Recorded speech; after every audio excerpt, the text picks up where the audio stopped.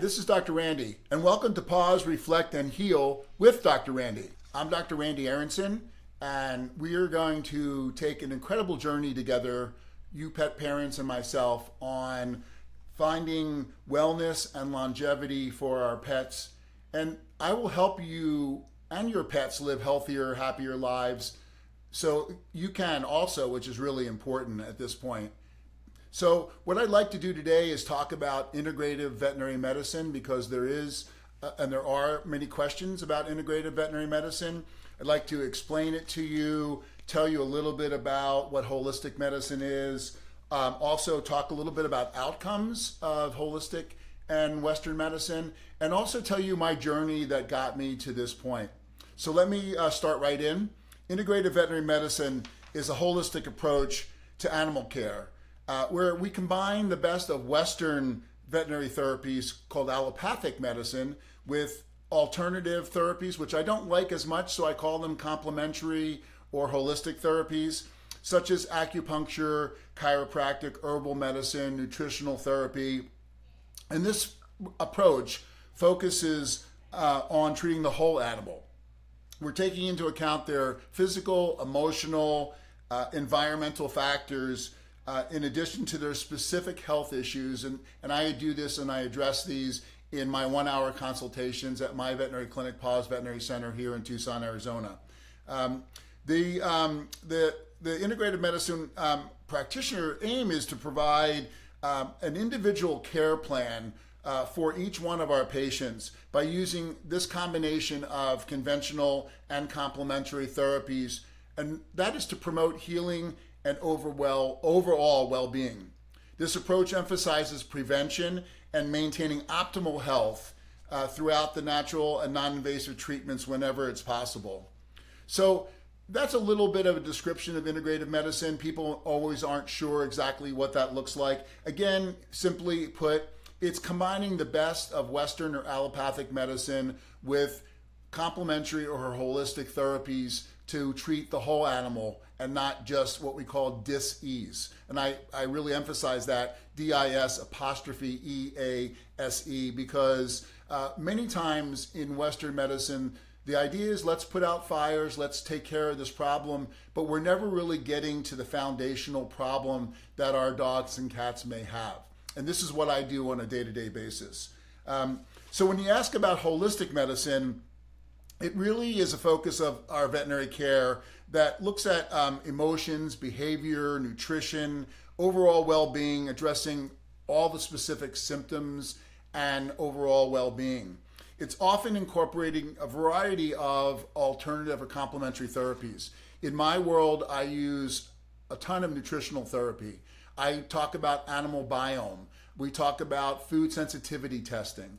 We look at many different types of supplements that may provide wellness for our pets.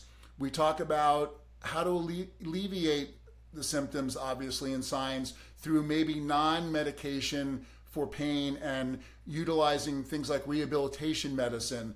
We have a whole rehabilitation program here at Paws Veterinary Center that I will talk specifically about this in a separate podcast. So the idea is if we do this overall holistic health, we're aiming to treat the underlying cause. And again, I get back to what we call foundational medicine, and that is, what's the foundation for what this problem is? Not just the allergy, not just the cancer, not just the GI disease, but how do we get to the bottom of what is the problem?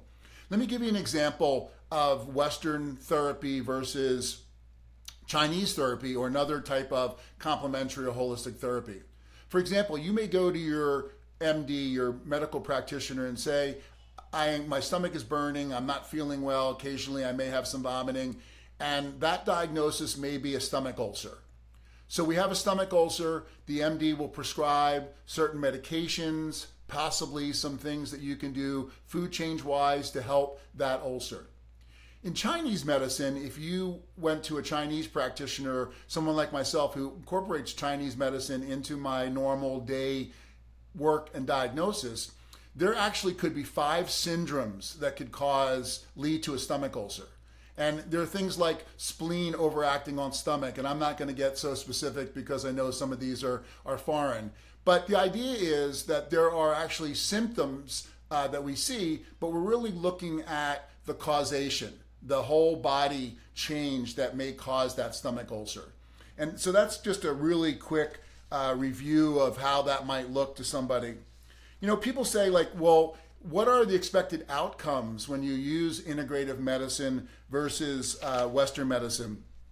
And it's really difficult sometimes to really diagnose the effectiveness on what we call double-blind studies. Most of what I've done over the last 43 years is called experiential medicine.